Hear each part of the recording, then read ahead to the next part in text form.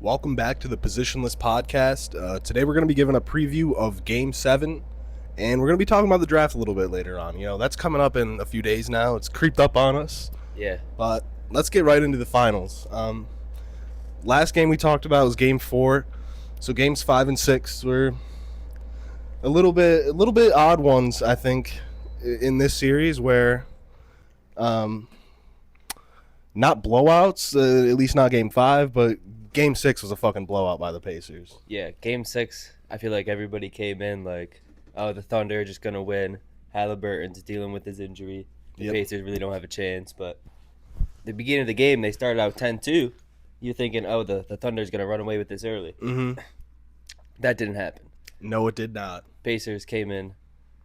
After that slow start, they really got it going. And I think, after like the second quarter, they go on a run, go up by 10, 15, 20, and kind of just snowballed out of control after that.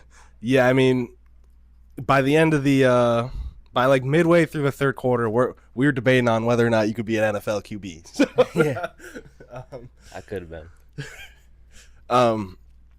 But it's still a fun game. I mean, another TJ McConnell fucking show out. I mean, he's just like unstoppable for some reason. He only goes right and only takes these little midway or little fadeaways from the mid range. It's just I've never seen someone like dominates the wrong word, but like he dominates the minutes he plays. He's dominating, yeah. I mean, he plays like 20 minutes a game, and he just goes out there. I think in Game 6 he had like 12, 9, and 6. Yeah. Before I turned the game off in the fourth quarter, so I don't even know what he finished with. But absolutely crazy how they can come in with that bench lineup. It's like McConnell, Obi Toppin been playing great, and like Mathurin. Obi fucking Toppin's been hitting some clutch threes for them, man. That bench lineup comes in, and they don't drop off at all. So like when you can have that, especially TJ McConnell being able to run that offense. He's always been able to run that offense and initiate everything. Yeah. But being able to score like he's been able to score, it's unexpected to say the least.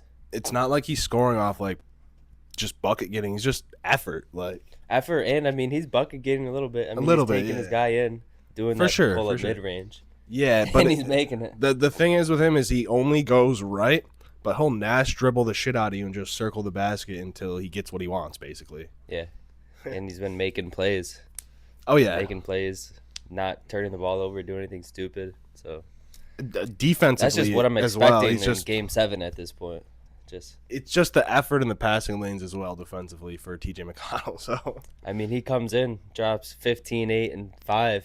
See, Finals MVP if they win this Game 7. Like, I'm not even trolling. No, I'm not even trolling either. He might be their best player. Like, the reason they're in this series still, I mean, is because of TJ McConnell and Obi Toppin, to be honest. You're really not wrong. They've just made so many plays for them. Low key, if TJ goes out there and has a phenomenal night tomorrow, I gotta say, he'd get my fucking vote, bro. Yeah, yeah. He's been the only one that's consistently like there for them, no matter when. Like, he's gone out there and doing his thing. Never thought I'd be saying this about TJ McConnell. I never thought I'd see. He completely deserves it. A TJ McConnell Finals MVP. Exactly. But if you think the Pacers win, who do you think actually wins Finals MVP at this point? Do you think it's Pascal? I think it might determine a lot of who plays great in that Game 7. Yep. Because it'll be between Halliburton and Pascal. And I think they've been just so equally good. I guess, I mean, Halliburton did have a stinker or two, but he came in last game. He came out aggressive. He was shooting super aggressive. Like the first 5 shots. They didn't really go in, but I think they might have gave the teammates some confidence. Like, all right, I'm coming out swinging, like shooting. Yeah. So, I mean, I think he missed like his first 5 shots. Yeah. Finally got a 3 to drop, and it started going in for him. I think Tyrese probably deserves it, though. You think so? I mean, Pascal has just been consistently good. I know the good. stats aren't there, but becoming some rituals in playoffs, getting that demon inside of him, so he can get that poster dunk. I mean, on J-Dub. That shit was fucking disgusting, bro. The broadcast didn't do that shit. Service, like that shit did not do it justice. That was one of the nastiest poster dunks I've ever seen in the playoffs. Like the way J-Dub fell back, that shit was nasty. But I think either one of them deserve it. It really depends who has the great game 7, but that's if the Pacers even win it. Yeah. If the Thunder win it, is it Shea or J-Dub? I Because mean, we didn't even talk about I that was about to 40 say, ball. let's talk about that 40 ball in game 4 or game 5. Yeah. That I feel like he was just taking complete advantage of what the Pacers were giving him. Or basically the Pacers turning the ball over a lot. What did they double them in turnovers in game 5? And every single time it felt like Jada was out in transition, like ready to get the ball, ready to take advantage of what happened. So many open layups. So many open layups, so many dunks. But that's props to him. That's props to knowing where to be on the floor. Mm-hmm. And not only that, but he gets his own buckets. Like J-Dub is nice like that. There were multiple times, I feel like, in that fourth quarter where the Pacers, like, that's one of those games where you feel like they're going to get blown out. But it's the Pacers. They don't get blown out. They made it a 2-point game, 5-point game in the fourth quarter. But I feel like J-Dub was always the one coming out with a response, getting to the rim. I still think his finishes have been pretty crazy. I feel like he's always been a great finisher since his rookie year. But yeah. Definitely in these playoffs, he's been showing like that's a specialty. Yeah. I guess Shea's that guy, but I feel like that game 5, J-Dub really. I mean, first 2 games, pushed him over. First 3 games, you know? no, it was the first 2. Shea came out and put up damn near 40. Yeah. 36, 38. Came out in game 3, he only put up like 25, but I think last game he had like 6 turnovers, 0 assists. Yeah, that's tough. Pacers win. Yeah. I mean, I still think it's Shea. I think. Yeah, I mean, he is Shea. There's no way he doesn't win Finals MVP. And he's going to be shooting the ball tomorrow in that game 7. Let's talk about that game 7, man. Yeah. What? I don't want you to just outright give your prediction, but like, what's something that you think the Pacers need to do to win Not this turn game? the ball over. Yeah. Not turn the ball over 25 times. Like, basically. I mean, we saw them now twice in this series give up 20-plus turnovers. Game 1, they steal it on a Tyrese Halliburton game winner. And then game 5, where they pulled their starters with 2 minutes left, down 13. I mean, magic could have happened, but I think it wasn't. So yeah, I don't think. But they're in those games. They're in those games. So if you don't give up fucking 25 turnovers and Tyrese Halliburton doesn't shoot fucking 4 shots all game, there's a good chance the Pacers win this game. They could have been NBA champions already if they could have been. that game 4. But yeah, that's all I think. Don't turn the ball over. Give up them easy points, and because those rack up against the Thunder. Yeah, you can't do that against the Thunder. They'll take advantage every time. Especially since the Thunder, they're not really shooting or making any threes right now. No, they're just relying on getting to the paint, free throws, and easy buckets like that. They need guys like Lou Dort and Aaron Wiggins and Casey Wallace to hit threes for you. I mean, Dort's been pretty good. Dort's been all right, but there's a lot of times like 50%. 50 from 3? These finals, yeah. I don't know. I feel like every time I watch him put up a 3, it's like he's had some bad ones, but he's had some games where he shot like 4 or 5. Yeah, he's definitely made like 3 threes. I think in that game 5, actually, he made like 3 threes. But the reality is, you can't rely on him in a game 7 to hit 3 threes. I feel like Dort at home game 7, like he's either gonna shoot that first one and it's gonna be money, and he's gonna be shooting every single time he gets the ball. I think that might happen. Dort's one of those guys where he just touches the ball, puts it up. Yeah, and at home with the energy, that might be a bad fucking thing. It might be a bad thing, but he also might hit 4 threes. I'll bet money he doesn't hit 4 threes. I smashed the under on that. Yeah. But if it's at 1.5, though, I'm taking the over. And is there anything specifically you think the Thunder have to do to win this game? I mean, just play great defense. I mean, that's been their bread and butter. Bread and butter. That's the reason they've won so many games. You think they come out with that double big lineup now? Because it definitely seems to be working against Pascal early in the first. We saw earlier in the series when they weren't using the double big lineup, starting with Kaysen out there. Pascal was able to take advantage of that early and keep the Pacers competitive in those first 5 minutes, where it feels like every game, the first 5 minutes, Thunder take a lead, and then it's up to the Pacers to answer back. And if they don't, it's going to be a tough game. Yeah. But it seems like every time Thunder go up by like 5 or something points, Pacers either battle back and start like a little run of their own, or it's kind of just all game long they're battling to stay within 10 points. Like, Yeah. I mean, Hartenstein's really only playing like 20 minutes a game still. smart Even though they're though. starting with that lineup. I think that's just their best lineup, though. I've seen so many times Hartenstein makes the great passes. I feel like that's why J-Dub got so many layups, because they get it to Hartenstein there. He'd make a nice pocket pass and give J-Dub a cut with a great cut, and he gets to get an open layup every single time. Yeah.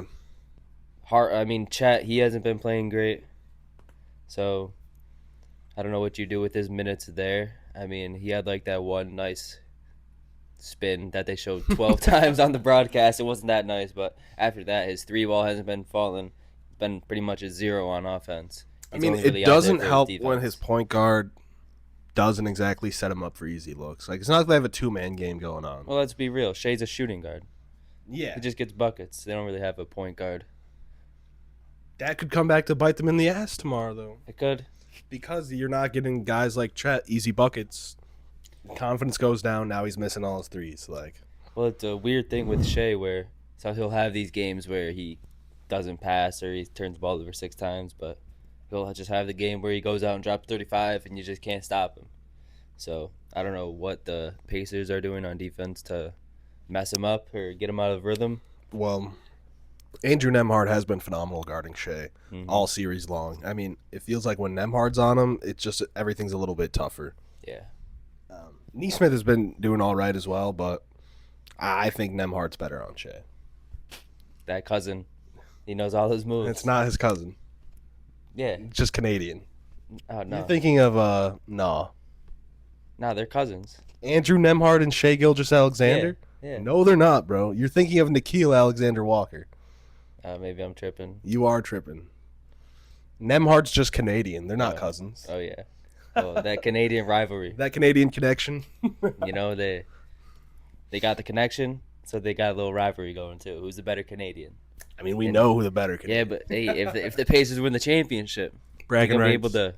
he'll be able to talk shit next Olympics. Shit. But this Game 7, though.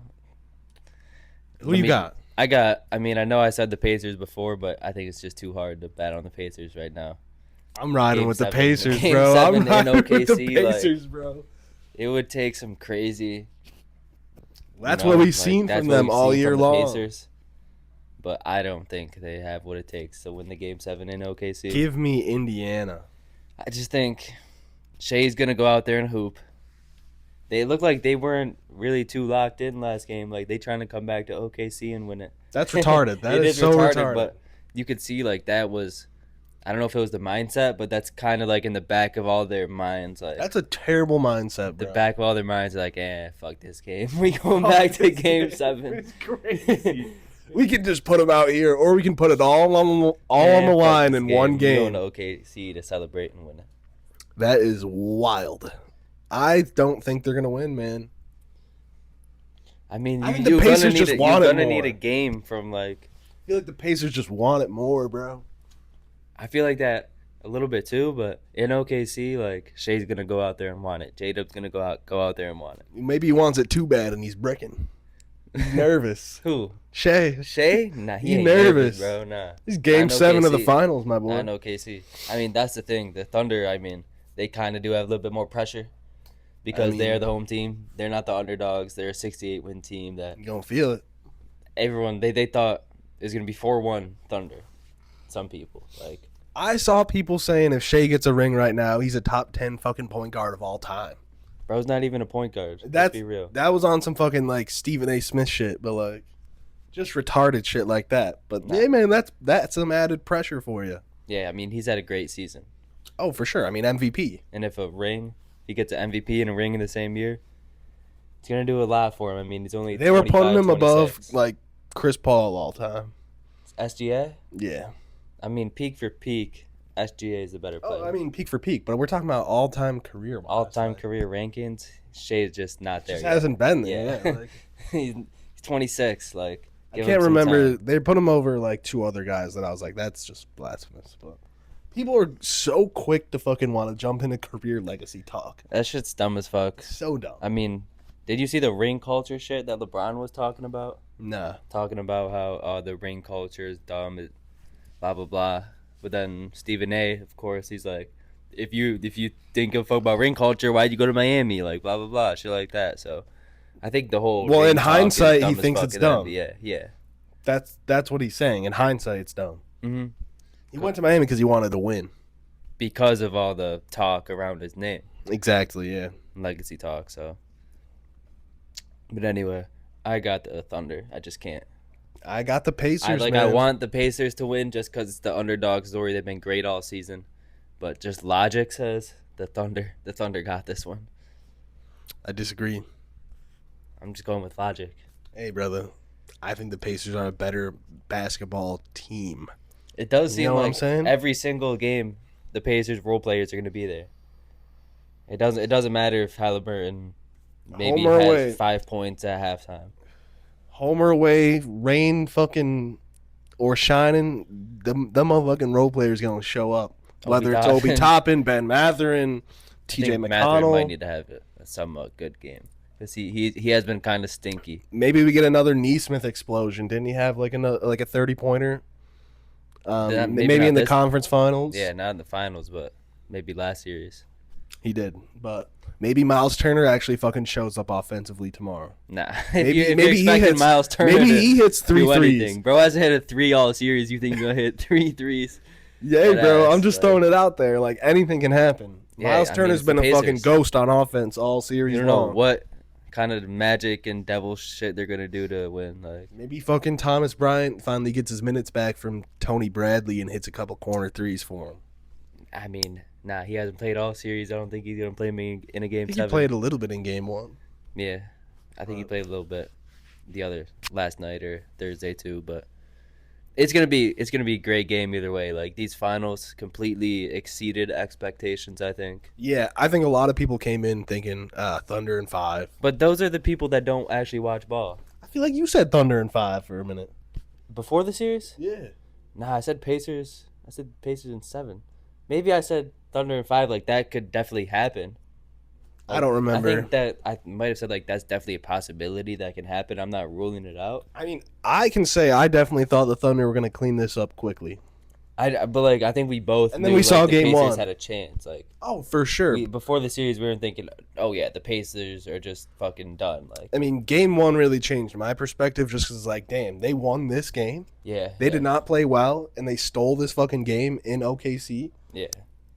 They got a real fucking chance. Mhm. Because if they just play well and win their games at home, which, of course, the Thunder stole fucking game 4. Mhm. Shouldn't have won that one. You know, the Pacers kind of gave that up. I honestly didn't think the Pacers had a real chance until game 1 happened. Yeah. I mean, I was definitely heavily favored towards the Thunder. But shit, As man, well. I just feel like if the Pacers play their game and they don't fucking make stupid mistakes and give up stupid turnovers and are safe with the ball, they are going to win this fucking game It's the 7. thing about stupid turnovers, but you also have Caruso, Dort, and Case and Wallace yeah, and Shea like- on the other end. Like this defense is absolutely insane. No doubt. It's the Thunder causing a lot of turnovers, but so many times it's just like in game 5, Pascal's fucking slipping on the floor, giving up a live ball turnover for a J-Dub dunk. Yeah. I feel like that happened 3 fucking times. That's a dumb turnover. Like, Unforced. yeah, an unforced turnover, exactly.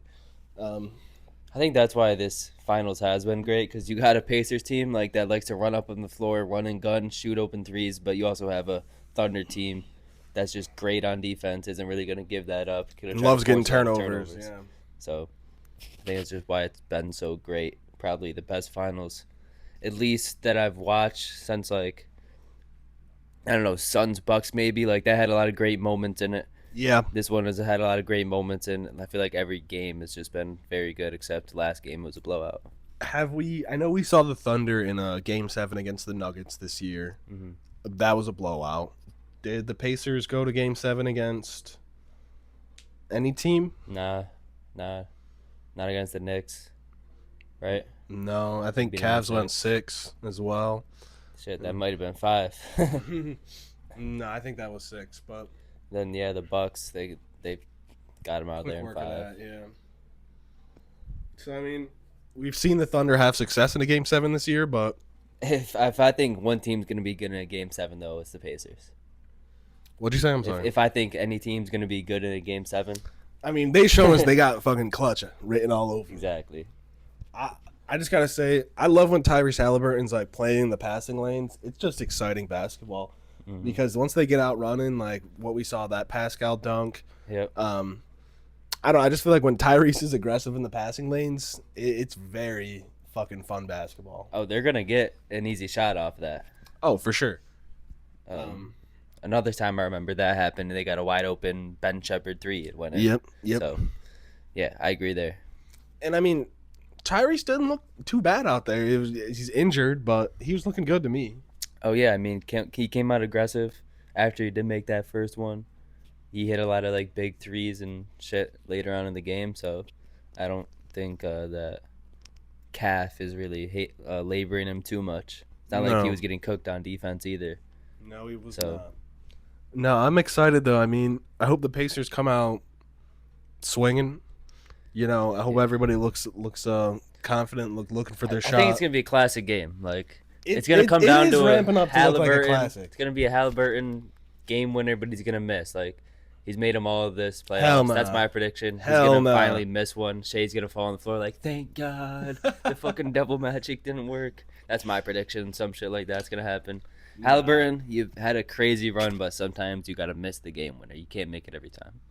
I disagree, brother. If it comes down to a fucking game winner and Tyrese has the ball in his hands, It's gonna rim out. It's gonna rim out. It's crazy. He showed us that in that clutch moment, he's him, bro. I mean, you can't hit every time. You can't hit every time. He has so far. He has so far. That's what I'm saying. He's due for a miss. Fuck that. But hey, if that does happen, I hope it does go in just for the moment. That would be a crazy moment if this ended on a fucking Tyrese game winner. Or any Pacers game winner. Yeah. But no. Is that gonna do it for the finals talk? I think so for right now. You know, unless something comes up later, I think we both put our thoughts out there. Okay, let me hear your thoughts about that Desmond Bane trade, the one that came out of nowhere. Yeah. I mean, of course, initial reaction, I texted you, I was like, 4 picks for Bane? Yeah. I mean, looking into a little bit more, those picks, you know, maybe one of them turns into the lottery pick, and I don't think that Suns pick is just a straight-up Suns pick. It's like the best or the worst pick out of like the Hornets, like Wizards, Suns, Grizzlies. I think you get the worst out of those 3 teams. Yeah. The Hornets, Wizards, and Suns. So it's probably going to be a lottery pick. Be a good pick either way. But Hornets, Wizards, and Suns. It's not like you're going to get the number 1 pick. Like, you don't think so?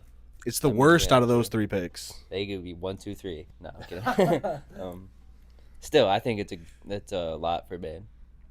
Yeah, I don't know. I think the context of the picks matters. Mm-hmm. Where it was it 3 other Magic picks and then the Suns pick, Suns pick, and a swap. Yeah. I don't know. I do get it in the sense that the Magic are gonna be a great team. They're gonna be late first round picks anyway, so I do get that. So the Magic are now coming in with a starting lineup of Jalen Suggs, Desmond Bane, Franz Wagner, Paolo, and whoever they want to run at center, whether that be Wendell or Mo or Gogo Batadze. That's a good lineup. I mean, of course you want to upgrade that center spot eventually. Yeah, for sure. Just because Wendell isn't exactly what you want. I mean, the idea of Wendell is good. Yeah. But he's just not consistently. It's not always that. Yeah, exactly. It's like Miles Turner. I mean, on a lower grade, but you know, the idea of Miles Turner every team wants, but he's not always that. Yeah. So I still think the Magic are going to be very fucking good next year, as long as they stay healthy, of course. And, you know, Desmond Bane is a damn good fucking bucket getter. Damn good. He's a damn good shooter, too. So I do think the fit is great. Being able to play off ball of Paolo and Franz, of course. Didn't even mention they gave up Cole Anthony and KCP as well. Yeah, I mean, Cole Anthony, throw him in there. KCP, he wasn't what you expected anyway, so Bane's a big upgrade. One thing I think is interesting is how the NBA, some teams are kind of just moving away from that point guard. I mean, you got like Suggs and Bane out there. Suggs is a point guard. He's not like a point guard though. Yeah, I know what you're saying. It's like Drew Holiday and Derek White. Like, there's no real point guard on that team. Like we were just talking about. With Jason Thunder. Tatum's basically the point guard. Exactly. I think Paolo and Franz are gonna be basically the point guard. Shea's the point guard for that team. So it's kind of cool and interesting how some teams are just building on the wings, and it's kind of working out. Yeah, I mean, we've definitely seen like the Celtics are kind of the blueprint for that, where you get two versatile fucking wings and fill in shooters around them, basically. It's pretty much what the Magic are doing. Yeah, I think I said that earlier this season, that they're kind of been following the Celtics blueprint. Yeah. Where you have two versatile ball-handling wings. You got to fill that out with shooters and defenders, which the defensive part is there. Oh, yeah. And now with Bane, and Suggs has been a damn good shooter the past 2 years. They might be fucking scary next year, bro. I'd put them over the fucking Bucks and the Sixers and the fucking... They're in competition with Pacers, the Knicks. I mean, I think they're in that same tier. Like, I know the Pacers are in the finals right now. The thing about the Pacers they're is on a like, crazy run. The thing about the Pacers are is you like, judging them based off this? On paper, they don't fucking look that good. But we know that as a team, they're a great team. They're a great team. They play great team basketball. They move the ball around. Everybody's involved, and they play stingy defense for the most part. Mm-hmm. Not like on paper, it doesn't look like that. On paper, you're like Pascal, Tyrese, and a bunch of fucking role players. Yeah, but we know as people who watch basketball, those role players are damn good in their role. Yeah. I'm not gonna put them up there right now. On paper, they're on the same tier, but like, obviously, we have to watch them play. The top tier of the East right now: Cavs, Celtics, Pacers. If I'm gonna put them in there, I think they're right under there. Just initially, I haven't seen them on the court yet. Magic? So, yes. Yeah, they're in that next tier. They're in that next tier, yeah. Of course, Bucks are going to fall off next year, I think, without any Dame. I mean, of course, there's Giannis, so he's going to win you regular season games. But Sixers, we have no clue what that looks like yet. You can't put them in any tier right now. They're in NA, not available. I mean, I don't think there's any other East teams really competing for a spot like that. Nah, I mean, Pistons were great this year. Oh, yeah, Pistons. I didn't even think about what they do in the offseason. If they can make an offseason move. After this trade, like, the Pistons kind of have to make a move to get better, right? But what are you trying to move it for? Like, are you trying to move off Tobias and get another forward that fits with Cade, or are you trying to get another guard for him because Jaden Ivey hasn't seemed to... Like, he's damn good, but he hasn't seemed to really mesh well with what Cade's doing, in my opinion. I'm not trying to trade for another backcourt mate with Cade right now because he's just so good on the ball. I think you can just have another, like, catch and shoot guy next to him. Like, Schroeder was great next to him. Yeah, he was. Be able to play out and off the ball. I don't know. It really depends, like, who's out there, what you can get. Because nobody expected this Bane shit. Like, that was just out of nowhere. No rumors. So. Out of the blue. Yeah, I'd like a great wing next to him. Imagine KD on the fucking Pistons. KD on the Pistons would be perfect. That's not going to happen, but that would be fucking nice. Yeah. I mean, shit, they should make it happen. So you're trying to move off Tobias, I'm assuming? You're trying to trade Tobias and I mean, maybe but Tobias ain't going to get you shit. Like, you got to throw... Well, it's going to be Tobias and maybe like a You got to throw in a Sar, Ron Holland. I'm not trading a Sar. Or Ivy. Yeah, I mean... Or Duran. Like, they've got a bunch of young guys they can trade, I feel like. I mean, if you trade Duran, though, you're starting fucking beef stew at center all year, which isn't a bad thing, but he can't stay on the court for 82 games. Whether that be suspension or... I think you got to have him and, like, a good backup next to him. So he doesn't play 35 minutes a game, maybe, like, 28 to 30, and you got a good backup next to him. I mean, yeah, beef stew is damn good. I think he stays in Detroit for a long time. Mm-hmm. So, I mean, I think they got, like, Paul Reed there, like... Yeah, he barely plays, though. Like, yeah. He didn't play basically all last year for the most part. Nah, he didn't get a lot of minutes, but... I mean, the Pistons, they'll probably just run it back, to be honest. Yeah, do you like Jalen Duren? I feel like we talked about him a little bit last year. I like him, like... I don't know really what to think about him, what his ceiling is, like... He's still very young. Very raw. Very raw, but I think he can fit great with this team. Yeah. What were we talking about? Where we ended up on? Oh, For the Pistons, the just the East tiers. East tiers. After this trade for the Magic, hey, I'm putting them up at greatly the fit top team. of the second tier there. They're top 5 seed. Yeah, for Probably. sure. I mean, I don't know about like 5. Like they're in that range of top the regular 5. season. You never know what's gonna happen, Mhm. so they could end up being a top 3 seed. Like, Yeah, but yeah, right now I'd guarantee them a top 5 seed. really. I mean, but Guaranteed. I mean, we saw how good they were last year, battling through injuries. Didn't have any shooters around Franz and Paolo again, yeah, and they were still good. What were they? A few games away from like. they're probably like what, the 8th seed or 7th seed. Yeah, I think they were a few games away from like missing the play. 7th seed, yeah. What was the record? 41-41. So they're 500. So yeah, I mean, I think they're much better than 500 next year. You know, if they sure. stay healthy. yeah, I mean, we mentioned all the teams. The Heat ain't gonna be shit. The Hawks, they're The gonna be Hawks the I same like, team. but- Like they ain't gonna be in the Magic range. What if though. fucking Zachary Rizichet takes a fucking fat step? Not gonna happen. Jalen Johnson comes back. Onyeka Nkongu's there. Dyson Daniels is there. Maybe he takes an offensive East step. might be a little decent next year. I mean, they don't have the star Raptors, power. the Raptors but- are gonna be like you. I say, I mean, I'm thinking this every year, but like the players on that team, they're gonna win more than 30 games, right? Sixers 24 wins last year. You do have to assume with a little bit of health, there'll be a 40+ win team.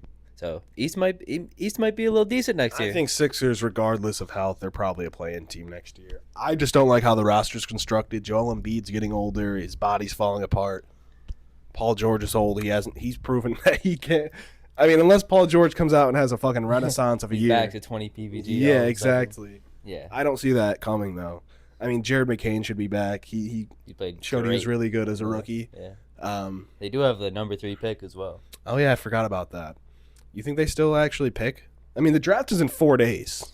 Yeah, so let's talk about that a little bit. With Yeah. the whole Sixers situation, Ace Bailey said he's not gonna work out. I for think them Ace or Bailey any might fucking team. drop like to 10 or something crazy. Like drop to the Bulls. Take I don't him. even want him. Yeah, I don't go ahead and want him. take him. Y'all actually might need someone like that. Someone to actually shoot the Yeah, ball. he could a be lot. like our guy I mean, next to Modest, but I don't love that. I really but- don't know what to think about Ace Bailey. Like my honest opinion right now is like I want to stay away from him. He might just be a shot chucker. Like I don't watch college ball like that. I only know what other he people makes have- really difficult shots. I mean, I've seen clips. I've seen clips of him. He's a shot chucker, though. Yeah, Like, he makes difficult shots, but he's taking shots that's just like, bro, pass the fucking ball. yeah. Hey, that's what he's gonna do. He's a difficult shot maker. We've seen that fucking archetype does not really work out in the modern NBA. You have to be really good. You have to be really good. I mean, it's like Jalen Green. Like, he's a different. I was thinking he's that a too. tough shot taker, but bro, that shit does not work in the NBA anymore. You like, there's not gonna be another Kobe where you're just shooting fucking mid-range pull-ups. I mean, that's what Shea's doing, but he's just so good that it goes in. Like, Shea's getting open though. yeah, With a little push off. yeah. I mean, he's not. I don't know. I don't know about Ace Bailey. It's a weird situation, but with the 76ers themselves, I've seen the reports- Sixers love VJ. Yeah, Edgecombe. I loved that for that team. Defensive guy, Yep, athlete. bring some energy off that bench. They need someone like that when you got Paul George in there. Like, he's not gonna do all that dirty work. He's gonna try to get buckets. Is VJ more of a 2 or more of a 3, or is he just kind of a tweener? I'd think of him as a 3, Is he 6'6"? like 6'6" around there. Yeah. I think he definitely would be good. Learning. I mean, Paul George didn't have a great season, but he's still an NBA veteran who had a lot of fucking success in the league. Yeah. I think getting reps with Paul George and learning from him would actually do him a lot of good as well. Mm-hmm. I mean, just a thought. I don't know too much about these other guys though. Like, I know the number 1 and number 2 are kind of solidified, and it was supposed to be Ace at 3, but that's kind of fizzled out. Mm-hmm. Like, after that, I know some names, but I don't really know like the actual. Yeah, neither do I. I'm not huge on this draft of knowing the actual prospects that very well. Yeah. I mean, Bulls are at 11. Yeah, 10 or 11. I think Rockets are actually at 10 or Rockets are 11. at 10. I think Rockets Bulls are at 10. 11. I have no clue what the Rockets are going to do with the 10. I think if anything, we trade him for KD on draft night. Yeah. My prediction is KD gets moved on draft night. I Whether mean, to the there's Spurs been or to the Rockets, I don't know. But that's my prediction. KD gets moved on draft night. just so many rumors about KD. Yeah, I mean, if I was the Suns GM, I'd be like, fuck you, bro. You're moving you to Minnesota. I don't care where you want to play. You don't have a no trade clause. You should have fucking got that in your contract. You're not Bradley Beal. Yeah, they can say that, but the Timberwolves are probably thinking, well, if we know he's not going to re-sign, then why are we trading for him for this 1 year? So that's kind of how Raptors KD did it controls and his. won a chip. Yeah, but they didn't give up shit. They gave up DeMar DeRozan and the fucking first round pick, maybe. Yeah, I don't know what that Minnesota trade actually looks like. Like, It would have to be Nas Reed is involved or not. Gobert and Jaden. That's who the Suns want, and I'm not giving that up for a 1 year rental. 1 year of KD. rental of KD. I'd have to know that he's gonna re-sign if I'm trading for KD, and that's gonna be the Rockets to the Spurs. That's what he said, at least.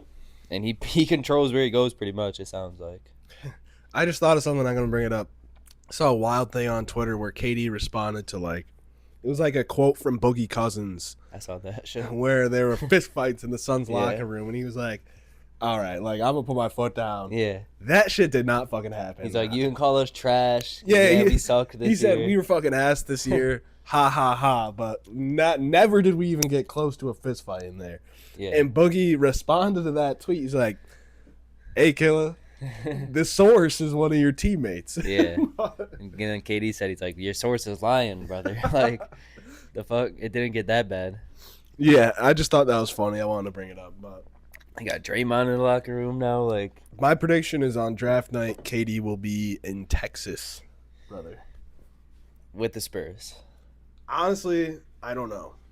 Well, the thing I I flip saw. back and forth as a Rockets fan, like excited for getting KD, and at the same time, like depressed that we have to trade so many young guys to get him. Well, I saw they're willing to give up Jalen, but they're not willing to give up Jabari in that trade. I've seen that the Suns want to trade, like if they did get Jalen, they'd just move off him again. Yeah, because why would you want his? But who the fuck would trade for Jalen Green right now? Nobody. Exactly. So I don't know what the Suns are thinking.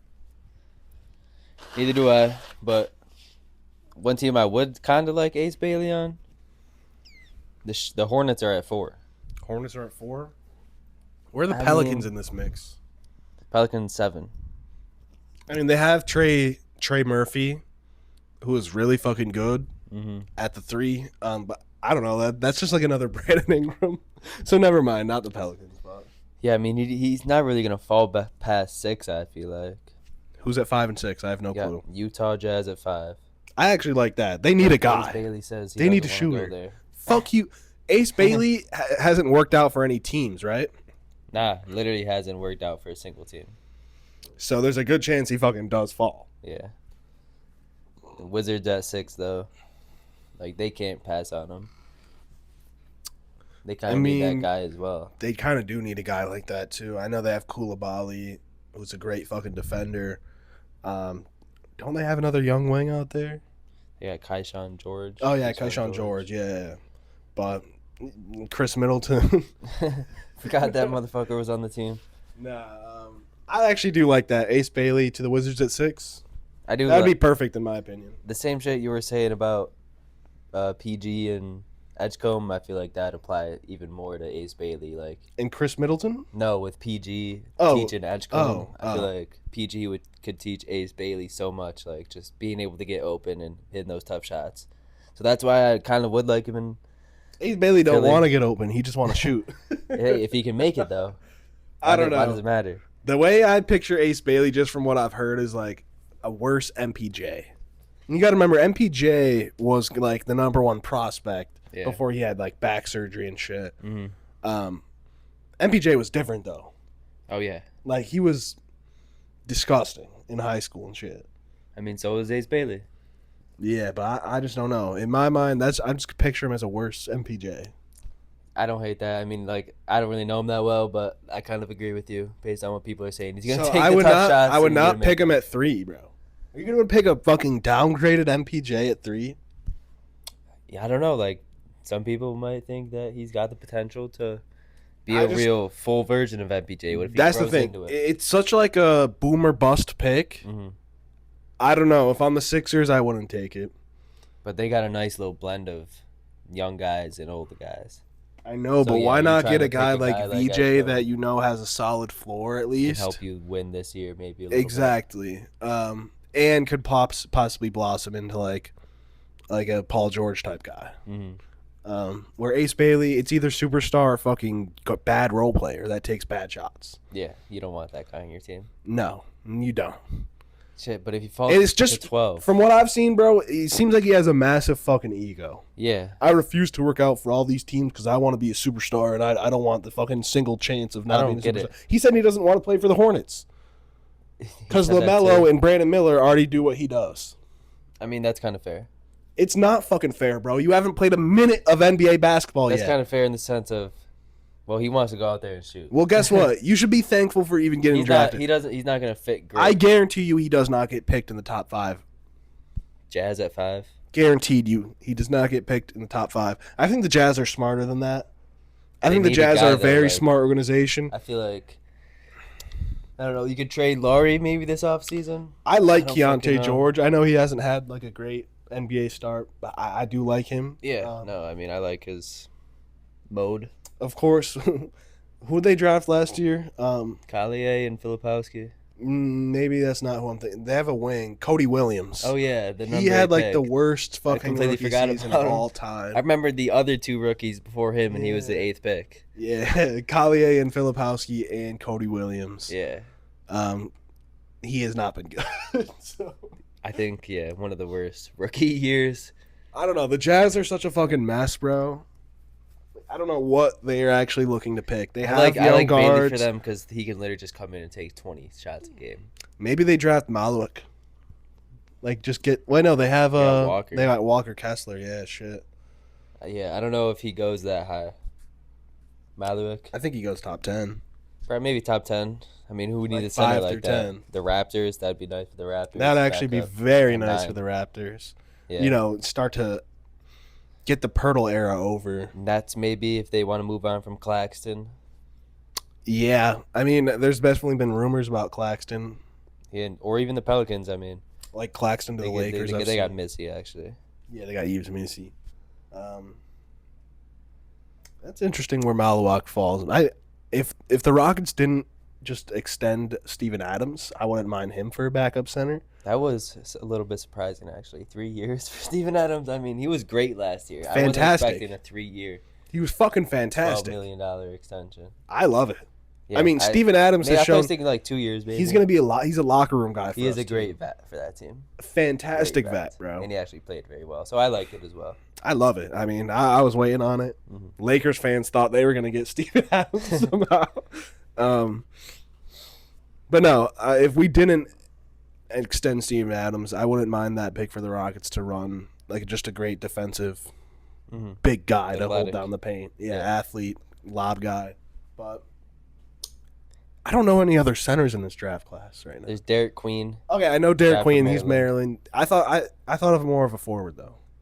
Yeah, I mean, Like a skilled. Maybe he is more of a skilled center for. he could probably play both.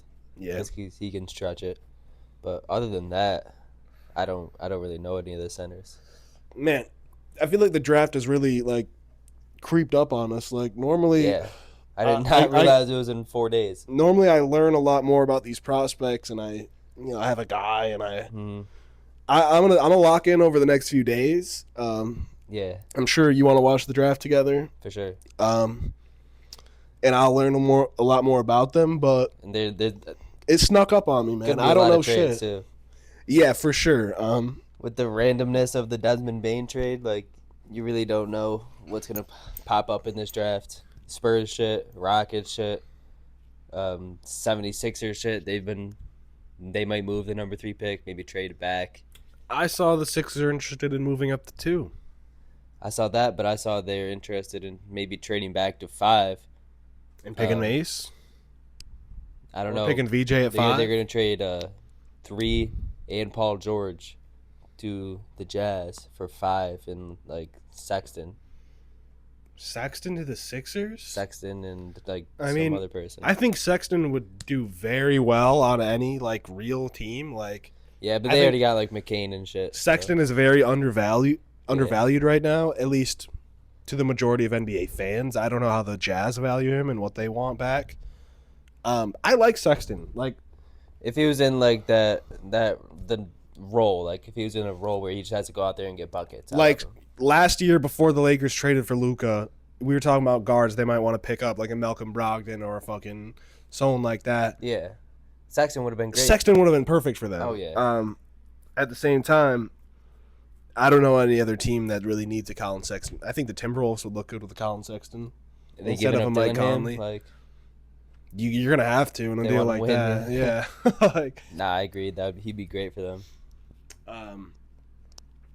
Jazz have a lot of fucking ways that they can go. They're an interesting franchise. Mm-hmm.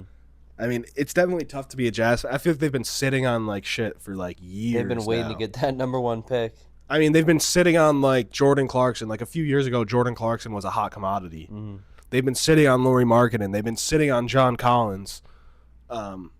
They got to do something. The Jazz have to make some kind of move. I'm sure they will. I mean, Danny Ainge knows what he's doing. Can't just be garbage year after year after year and not move these guys that you know have value and then pick shitty rookies. I mean, they've been just waiting for that number 1 pick, and they've fallen every single year. Yeah, but sometimes you can't just wait around for a number 1 pick, bro. That shit doesn't come easily. That was their plan. It's a bad fucking unlucky. plan. They're It's a getting bad unlucky. fucking plan, bro. Like, They're trying to build through the draft. with the way the lottery works, bro, there's no guarantee you're gonna get a top 3 pick. Like, Yeah. It's not like the NFL where you are the worst team, you get the number 1 pick. Yeah. No, for sure.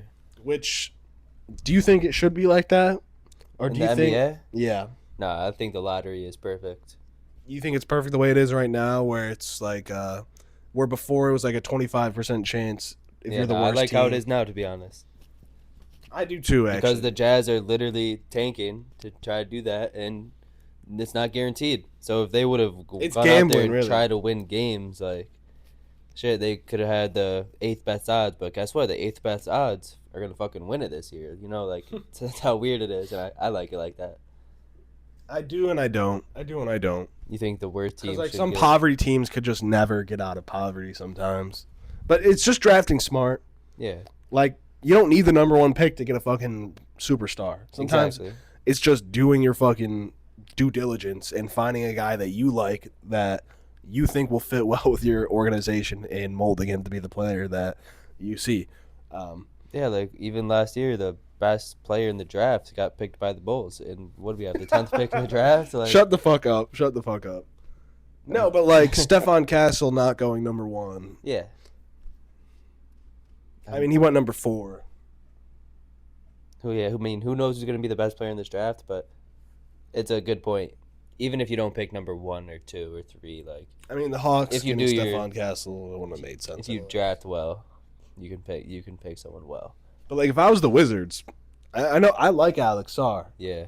And they needed a big man, but imagine if they had fucking Stephon Castle instead of fucking Jordan Poole run that offense. Like, it would just be, it's more of a youth injection, and like, there's just something exciting about a young ball, like a young ball handler. But yeah. Pause.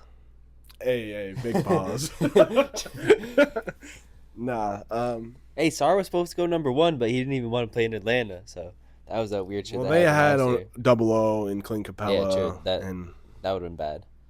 I'm excited for this draft, though. I'm expecting some moves to go down with all these rumors, like the KD shit. I'm excited. Like, where the fuck is KD gonna go? We've been knowing we just he's gonna said get San traded Antonio for or months now. Houston, bro. But it's the NBA. Like, he could get traded to the Raptors at the end of the day. That would just be dumb. They'd be nice, though. The Raptors? Yeah. I don't think they would be nice. They trade RJ and Grady. That would just be bad, bro. You think IQ, Brandon Ingram, KD, Scotty Barnes, and Jakob Poeltl? It just doesn't make sense. There's no fucking defense on the floor. You Scotty? I mean, Scotty, yeah, but Brandon Ingram's playing 2 Poeltl? now. That's just a weird fit. You'd have to get rid of Ingram before. That's OJ. just a weird ass fit to me. KD to the Raptors. I don't It is a see weird that. ass fit. I don't see that working out. Yeah. It's not like in 19 Yeah. with Kawhi. Mm-hmm. He fit perfect on that team. Perfect. And they had like a winning team around him already. Like that team was going to the fucking conference finals. Hey, I want to see him go to the Spurs just so in a year when they're like in the second round of the playoffs and you thought they'd be a play-in team, I'd be like, bro, I told you they were going to be good. I didn't say that I think they're going to be. Okay, we're not going to rehash that argument. If you want to see us argue about KD to the Spurs, go back to last episode. Yeah. You'll get a whole lot of it. But no, I do think draft night should be exciting. It's not like written in stone. We don't know where these guys are going to go yet. So, and if the Spurs move number 2, it's going to be chaos. Like if the Spurs trade number 2 for KD, it's going to be chaos. Yeah. Because now you don't know what the fuck's going to happen. Yeah. Because after the KD shit, their other GMs are going to see it and say, let's make our moves now. Yep. It's probably just sitting on shit, waiting to see what KD happens. So, we'll see. Should be fun, though.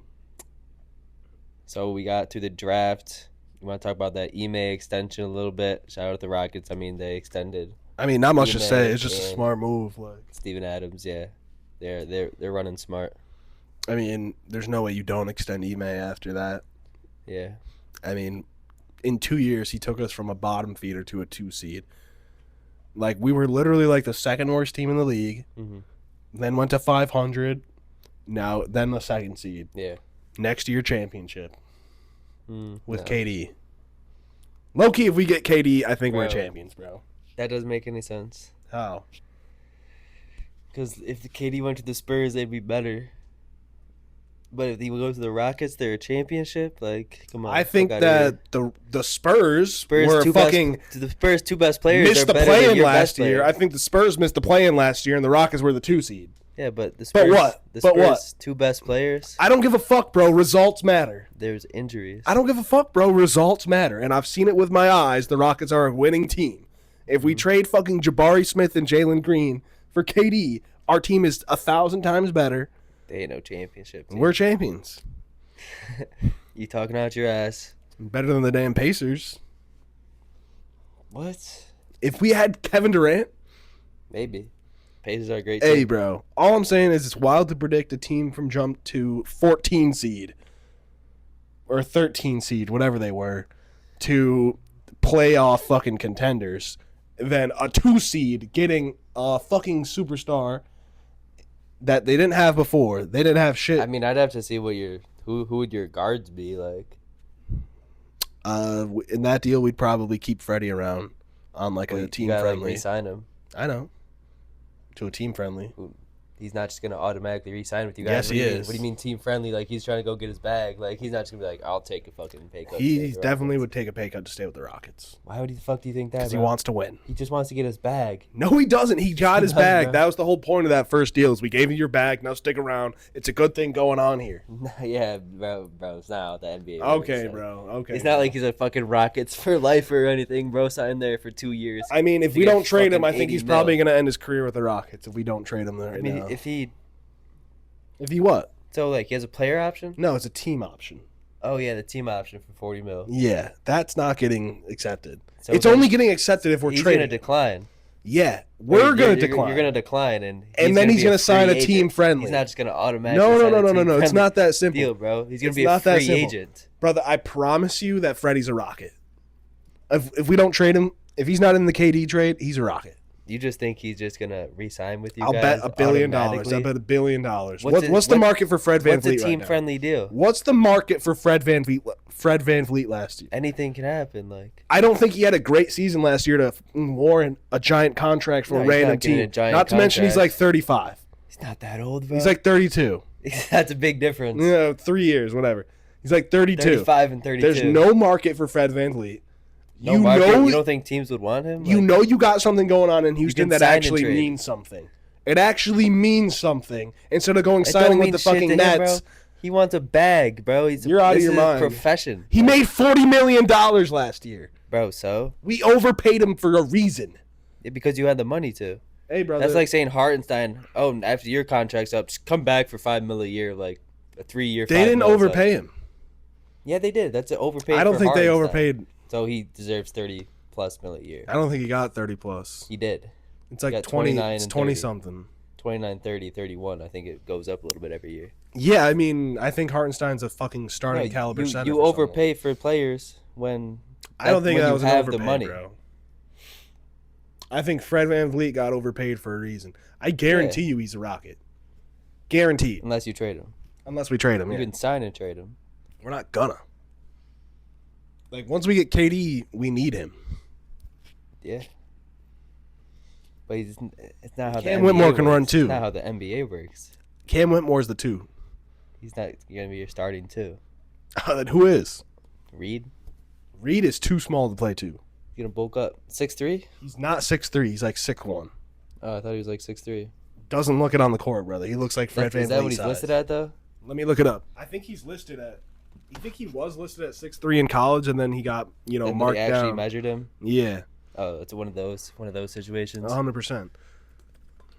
But I also don't think Camp can just go from you didn't watch him. DNPs You didn't watch him to starting. When he did get, he's listed at 6'2", but no, it's a small 6'2". It's an adjustment, like to go from DNPs most of the year to starting shooting guard. Like, it's a big did jump. you watch him? He didn't get a lot of minutes. He got a decent amount of minutes in the regular season when we had injuries. So yeah, like sometimes he'll play 25+ minutes a game. Sometimes he'll get 0. Like, depends on the game you watch. Bro, just listen. In 16 minutes a game last year, he's putting up 10 points a game, basically 9.5, shooting 44 and 35%. I get if that. he got consistent minutes, that 44% is going up. That 35% from 3 is no fluke. He's a fucking scorer.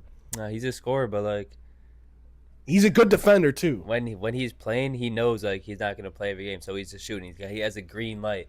He didn't have no fucking green light. Watch the games. In 27 minutes, he shot 19 times 12 threes. He was cashing. Jesus Christ, bro, that's at the end of the season, and that was in 37 minutes. 37 minutes, my bad. But still, like he's gonna shoot. And yeah, he's gonna shoot. Do you like him well as your starting shooting guard next to KD? I do. Next to KD? I actually do. Cam Whitmore is legit. I mean, I like him. You can believe it or not. Bro. You can believe it or not. I like Cam, but you just overhype every single Rockets player. Who did I overhype? Jalen Green. I didn't ever overhype him. I just said he's not garbage. Like, last year, you were kind of overhyping him coming into this season. What did I say? Just he's gonna fucking put it together this year, like you do. I thought he did. I thought he was gonna, and he came into the year shooting phenomenally from 3. So I think Cam Whitmore is legit starter in the league. I mean, his rookie year in 18 minutes a game, again, 12 points, 45% from the field, 35% from 3. I just need more sample size, man. I don't, because my eyes have told me everything I need to know. From when he's on the court, bro, he is a real legit NBA guy. He's played 51 games, 47 His games ball the year handling before. is not that good, bro. He's not going to be a playmaker. Like, what? Like, so he's just... He gets his own buckets. It's pretty damn good. He's a self-creator. I just don't think he's that good to consistently self-create. And you haven't watched him, brother. Like, when you defense have not actually watched locks him, into him, like, is he going to be able to make the right Who's pass? locking into him when KD's on the floor? And then Ben Thompson's on the floor. Like, and Alperen Sengun's on the floor. If he's the guy that the defense is going to force to make He's plays, a play finisher, bro. Okay, yeah, I get it. We have multiple guys out there that can make plays. You don't have any playmakers, though. LP, Amen, Freddie. KD's a decent playmaker. So now KD's a decent playmaker. He averaged like 5 assists his whole career. Have you watched KD play? Yeah. He's a decent playmaker. He is, but if you send 2 at KD, he's going to find the open guy. That's not a fucking playmaker, bro. Okay, but that's my point. But that's my point. Anybody, so everybody in the NBA is a playmaker. Not everybody in the NBA can get 2 guys sent at them. Exactly. Exactly what? That doesn't make him a playmaker, though. It means he makes the right play. Sometimes. I think KD's a damn good passer. He's okay. Like, he's a good passer. What are we talking about, because he's great at scoring. What are we talking about, bro? Bro, like, he's not no fucking point guard, but he's a decent playmaker for his position. I'm not saying he's a bad playmaker. I mean, his whole fucking career, he's averaging close to 5 assists. His whole career. Okay. I don't even know what we're talking about right now. Or why we're talking about KD. Because you said that the Rockets are not going to be shit if we get KD, basically. That's not what I just said. You're not a championship team. I'm just telling you. I mean, maybe you guys will take a huge step for sure. How? Okay, you don't have to see the let me finished see. teams, like, Let me see the steps up at from the Cam- 2 seed. at Cam There's Whitmore only is your so many starting steps shooting up you can guard, like- take. Why are you shitting on Cam Whitmore? I'm just saying, bro has been a bench player his whole career. He played 50 He's only games, played 2 16 years in a minutes. fucking stacked roster. Yeah, he's a You bench can't just player. expect him to come into your starting shooting guard role and be great. I do. I'm just saying, like, I don't think he's gonna be great. He's not gonna be an all-star, but he's gonna be damn good. exactly. Like, I think what if do you Cam Whitmore actually gets 20 minutes a game, as your starting consistently, shooting guard, he's getting more than 20 minutes a game. Because who else you got on your bench? you just said it. Reed Shepard. 6'2". He's your Amen backup point Thompson can guard. play fucking shooting guard. Yeah, I've he seen him can. play 1 He through can, 4. Yeah. Yeah. Dylan Brooks can play shooting guard. I'd rather have one of them start than Cam. Okay, then it's Dylan Brooks. And then it's Freddie, Dylan Brooks, KD, Amen, and LP. I like that a lot better. Okay, but my point is Cam is a fucking good player. He can be a starter for a lot of teams in this I like league. him. I think you're just overhyping him a little I'm bit. not overhyping him, bro. The Yeah. stats speak for themselves. Stats aren't everything, brother. I know. I watched him play. You didn't watch shit. I did watch it. When did you watch Cam Whitmore play Tell me, last like, year? I didn't watch a single Rockets game all year. I haven't When seen did you watch Cam I haven't Whitmore seen play? Cam Whitmore play a single game. Have you? You want me to remember who they were playing against? And Nah, I months just ago? Do you want me- is that I what you're watched asking me? basically every Is that what single you're Cam asking me? Whitmore minute live. every single Cam Whitmore minute he played. Basically, bro. And he was perfect all fucking year. Like, I didn't that say he guy's was gonna be a perfect. fucking superstar. Didn't That's say how he you was talk perfect. about him. Okay, bro. Like, I that's didn't. how you hype him You're up. putting words in my mouth that I didn't say. That's how you speak about him. Is that how I said it? That's not what I said. Yes, that's the vibe I get when you speak about Cam Whitmore. So you can hear a vibe, What do and then you can also listen to what I What are actually your said. actual expectations for him? If he got fucking 30 minutes a game, Yeah. he's a 20-point per game scorer. Easily. That's a lot of fucking hype. Easily. Jalen Green's been the guy. He's getting barely cracked 20. Cam Whitmore comes in. He's easily I think at Cam 20 Whitmore is points. better than Jalen Green right now. See, so you're just stupid. Okay, then I watched the games. I know what the fuck I'm you're talking fucking about. smarter than Ime. I think no. There's a reason he didn't get the green light right away, because that's what fucking went wrong with Jalen. We gave him the green light 4 years in a row, and now he doesn't know how to play basketball. Doesn't know how to play basketball. I'm trolling. I like it's Jalen because Green. it's harder than it fucking seems. I man. like Jalen Green. I think he got fucking corrupted by getting the green light every single year. His first year in his first That's not it, 5 bro. years That's in the not league. it. It's just It's Jalen not it. Green's decision making just isn't that good. It's not good because he never got fucking pressed into being good. He was given the keys immediately. He's Cam getting Whitmore experience. He's is getting getting experience. shown why we can't just give you the fucking keys immediately. I think he's learning from that. I think Ime's coaching him up in the I think background. he's learning too, but you also gotta try experience out there, All right, my boy. you know. So this is my opinion. You asked me my opinion. Yeah. I think if he gets 30 minutes a game, he's a 20-point per game scorer. And a lot more efficient than Jalen Green was. Okay. Me personally. I mean, you said it. He's only getting 50 fucking games played in 15 minutes a game, basically. But guess what? When he goes out there, he's fucking consistently been a good scorer. I mean, I just think if he gets more in if he his was that groove. good, he'd play more minutes. The reason he didn't play more minutes because we had a good thing going on, and there's a fucking log jam in his position right now. I mean, I just think if he's that good, Okay, brother. he gets more minutes. Okay, brother. That's I don't know. You're really politics you're just really behind really it. high on him. I am very high on Cam Whitmore, but I don't think it's crazy to fucking be high on Cam Whitmore from what I've seen. No. I mean, I don't think it's crazy. I don't think it's just certified 100%. He's. I'm not saying it's 100%. You asked my opinion. Yeah. That's what I think. But I do want to talk about CBS Sports dropped pro comparisons for the top 10 prospects. They gave Cooper Flagg Scottie Pippen, which I don't think it's a crazy comparison. I don't think it's the right one, but I just think there's better comparisons. But like Kawhi. I guess Kawhi, just because Scottie Pippen's offensive game and Flagg's offensive game, I just think are completely different. Not For completely sure. different, but I think Flagg is more of a shooter. Yeah, offensively, I think he's not Jason Tatum's the wrong guy, but Jason Tatum-esque. Mm-hmm. So you think who do you think the best comparison for him would be? I mean, I threw Kawhi out there, but that was just I don't know. Yeah, I'm trying to think. I mean, probably from what I've seen, I would go Tatum. Yeah, Tatum's a damn good defender too. They just play so similar. I mean, I guess Flagg might be a little bit bigger coming into the league, Mm-hmm. but they just play so similar. I do see that for sure. Dylan Harper, they give Cade Cunningham. Interesting. Yeah, I mean, I guess I didn't realize he was 6'5". I thought he was a little bit shorter, Dylan Harper, but Big guard. yeah, I don't know much about him to say if that's great or not. big weird drop off here. It's like they go ceilings and they go realistic. Where Trey Johnson, they're giving Malik Monk. No, I like that. I really like that, actually. At number 3 though. I don't think he's the third best prospect, Yeah, but yeah. that comparison, just come in and get buckets, that's all Trey Johnson does. And this is what I said earlier. Who I compared Ace Bailey to was Brandon Ingram. Yeah. I think that's a good comparison. Yeah. Where I've always been a Brandon Ingram fan, but I can definitely see the holes in his game and the reason why, like, the Pelicans didn't want to keep him around. But I like that comparison as a ceiling. Yeah, as a ceiling, and, like, I don't know if Well, no, let me not say a ceiling. I think Ace Bailey could potentially be like a superstar, like a KD, but I don't know if his ball potentially. handling is that well. Well, he's a rookie. Yeah.